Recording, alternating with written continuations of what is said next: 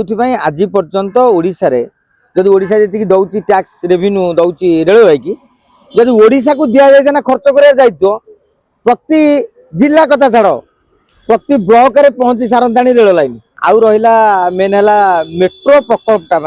सारा ओडिशा बर्तमान दाबी कर भाव में आप देखिए केंद्र सरकार घोषणा करेंगे जो high speed rail corridor Odisha Calcutta हो ओडिशा हैदराबाद हो निश्चित भाव में घोषणा कराहब। अमेरिका विश्वर सबुठ बड़ माने धनी राष्ट्र हेले भी तांको देश भी शिक्षा स्वास्थ्य बहुत महंगा देखो स्वतंत्र भाव में ओडिशा बजेट रे किसी प्रावधान नहीं जिते केंद्रीय बजेट करा जाए सेतेबेले सारा भारत वर्ष करा जाए आपण कहे ओडिशा केते लाभ पाइला जेमिति प्रधानमंत्री आवास योजना ग्रामीण प्रधानमंत्री आवास योजना सहर एवं पाखापाखि 150 योजना केंद्र सरकार चली राज्य तार जमी कौन 60% रु 40% दवा पड़े कौटी 75-25 एमती शेयर होल्डिंग अच्छी तेणु प्रति योजना ओडिशा जेहेतु भारत बाहर नुह केंद्र सरकार प्रति योजना ओडिशा उणा अधिक लाभवान हो। आमे समझे कहीं चर्चा करुचे जे केंद्र सरकार कहीं ओडिशा को स्वतंत्र भाव में देलेनी ओडिशा रे निर्वाचन ना निर्वाचन आसला बेले आप देखिए पुणी थे गोटे स्वतंत्र भाव में दिज्व ये हूँ गोटे पार्ट आउ गोटे पार्ट आप देखिए राजनीतिक बयानबाजी बजेट रे जितेबाला मगा जाए बजेट रे कौन रहा दरकार आपड़ देखिए 5टा लोक आज जो मैंने चर्चा करुँच सेमाने केबे सरकार को देई न थांती बजेट रे या रहू माने आमे परामर्श बा प्रस्ताव देई परिबानी समीक्षा बा समालोचना कला को आमे 1 नंबर रेडी थवा 1 2 तृतीय कथाटी होची आगुरु कोन होतला बजेट रे आपनकर माने समत आश्चर्य होतिबे बजेट रे सब नुवा योजना विशेष करी घोषणा होनी आगुरु एतला आमे बजेट स्टोरी करथुलु बजेट रे एई योजना लेखा होतला कर रे 10टा योजना घोषणा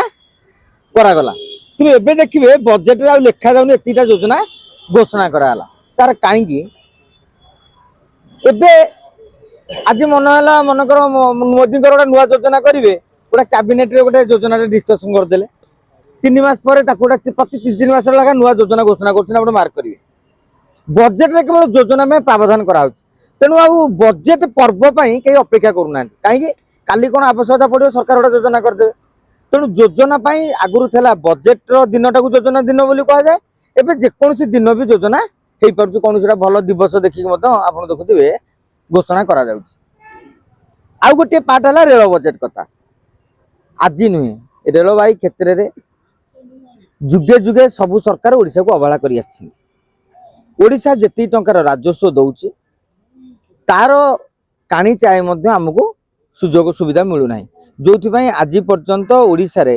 जदि ओडिशा जी दौची टैक्स रेवेन्यू दौची रेलवाई की जदि ओडिशा को दि जाए ना खर्च कर दायित्व प्रति जिला कथा छाड़ प्रति ब्लॉक रे पहुंची सारंताणी रेल लाइन एवं भी अनेक जिला को रेल लाइन जापारे अधपंथे काम हो पड़ी किंतु एक को स्वीकार करने को पड़ो उपा सरकार अमल रेलवाई की ओडिशा को जी मिलूला एवं तातर अधिका मिलूँ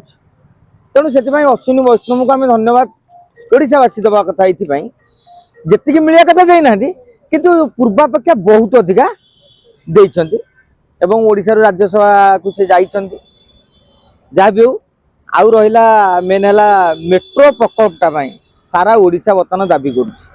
दाबी ये किसी जिनिस अच्छी आपंकर क्षति हम मो बस स्टार्टिंग रु क्षति होता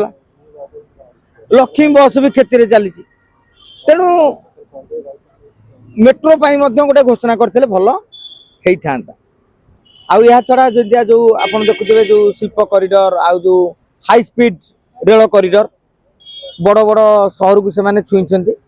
मु भावुँ बोधे पायलट प्रोजेक्ट पर आगामी वर्ष को आम अपेक्षा करवा 2029 इलेक्शन को आसवा 2028 बेलू हौ न हो निश्चित भाव में आप देखिए केंद्र सरकार घोषणा करेंगे जो high speed rail corridor Odisha रु कालकाटा हो ओडिशा रु हैदराबाद हो निश्चित भाव में घोषणा कराहब तेणु बजेट सहित राजनीति जड़ित बजेट सहित अर्थनीति जड़ित किंतु यही बजेट विशेष करके साधारण लोक को आकृष्ट कर मध्यवित्त जो अपेक्षा कर रही आयकर जेहेतु गोटे थर नियम करदे से किसी परिवर्तन है ना आउ जदि कहवा निवेशक माने एत क्षतिग्रस्त हेले प्रथम दिन 1500 पॉइंट पाखापाखि जोटा कहते ब्लड बाथ जो है आमर मार्केट रे 1500 सेंसेक्स पॉइंट ह्रास पाई तेणु बजेट को निवेशक माने ग्रहण कर पारना मध्यवित्त भी ग्रहण कर पारना एवं गरीब भी जानी पारना कौन सुविधा सुजोग पाई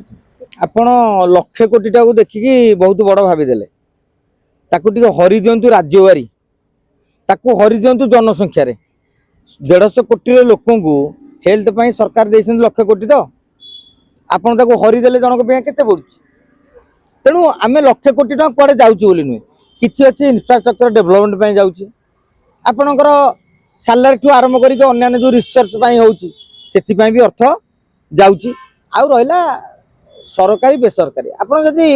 विश्व इतिहास को अनुसरण करिवे अमेरिका विश्वर सबुठारु बड़